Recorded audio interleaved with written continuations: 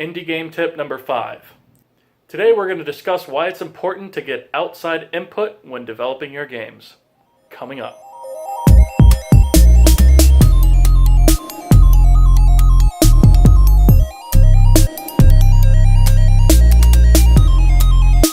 Hey guys, it's Travis Vroman here with another indie game dev tip video. Today we're going to talk about why it's important to get outside input when developing your game. One of the biggest things that I think happens a lot of times when people are developing games is they don't get outside input. And outside input meaning that you show the game to your friends, your family, your coworkers, and even people that you don't know, or you put it out online and you try and get feedback on those games. And the reason that you're going to want to do that is you're going to want to understand your target audience and how people play your game. And you're going to want to look for what works and what doesn't work, as well as look for potential bugs that might come up while they're playing the game. Because I don't care who you are or how talented you are or how awesome of a developer you are, whatever you're developing at some point is going to have a bug. And the more complicated it is, the more bugs you're going to wind up with. But that's a separate video. The point is, it's super, super, super important to get people to play your game as early as possible in the process, to get that feedback as early as possible. Because it's quite frankly, your game might not be fun to play. It might be boring, or it might be broken, or it might not be clear on what you're supposed to do. And a lot of times, developers don't like to share their games with the public until they're done, and that's a mistake. You're not going to know about maybe some of these potential bugs, or you're not going to know that people have issues figuring out the game until you release it otherwise. And you really don't want that to happen, because once you release a game, it's out there, it's done. Sure, you can patch a game, things like that, but if you release a game and you have negative reviews on it, those negative reviews are always going to be there, and there's nothing you can do about that. And if people say the game is crap, the game is going to be considered crap. So when you release it, you should be sure that the game is as good as possible for what you're trying to do when you release the game. And getting outside input, it accomplishes a few things, as we've kind of discussed. So one of the most important aspects of getting outside input is understanding how your users actually use the game or play the game. It's understanding how they navigate the UI and watching and studying how they go through these things and how they figure it out. Because that's crucial to making sure that the game is easy to understand and not necessarily easy to play, but not hard to play because you can't figure out what you're supposed to do, unless, of course, that's the point of the game. But most of the time, you want your user experience to be as fine-tuned as possible, because you may have a game with a fantastic story and wonderful graphics, and you've put a lot of polish into it and so forth and so on. But fact of the matter is, if your implementation of that is buggy or is difficult to use, or the user interface isn't intuitive, it's gonna make the entire product suffer. And there's no need to have the entire product suffer if you put in your due diligence from the beginning.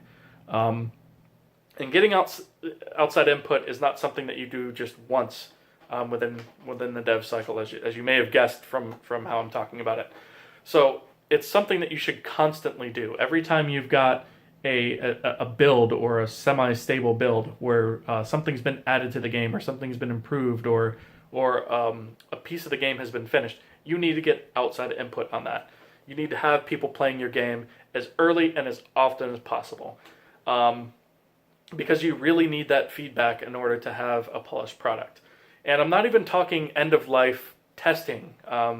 I'm actually going to have a separate video on end-of-life testing, but it's really important that you get people to play your game I know I've said it a couple of times now, and I'm going to say it again. It's super important to get people to play your game as early and as often as possible, because without that, you're not going to have an understanding of how well your game works, or how awful it is, or how it works, doesn't work, etc.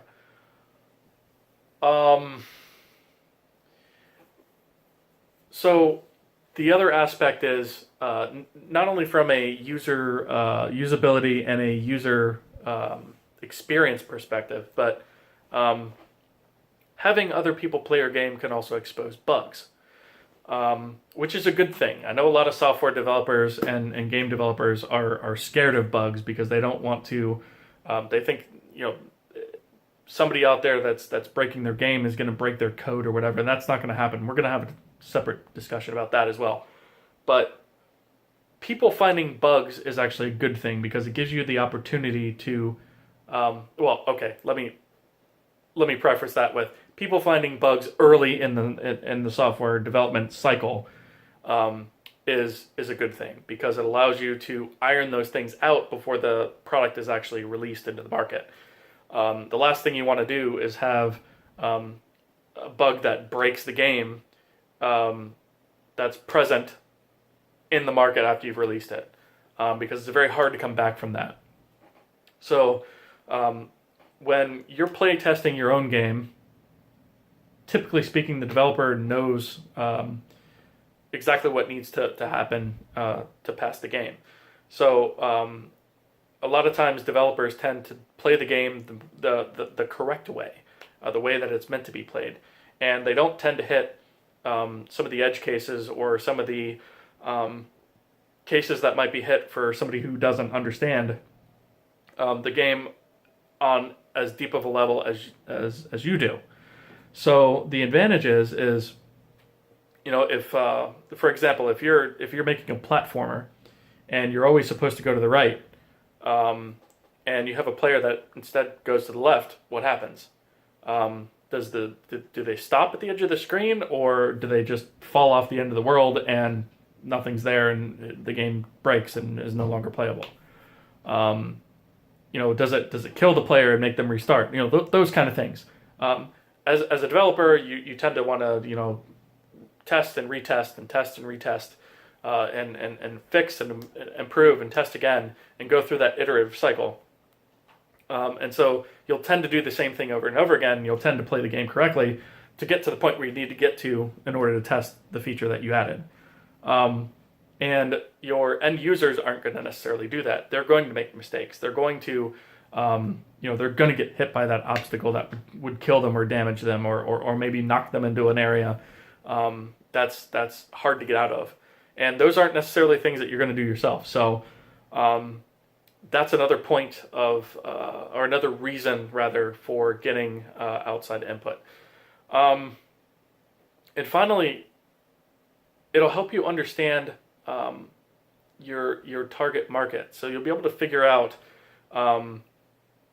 just by talking to the person who is playing the game for you, what kind of games they generally like to play and what kind of games they don't like to play, and whether or not they like your game, and how your game fits into the categories with the other games types that they describe. And collecting that information over time will help you market the game later successfully to people who might be interested in your game.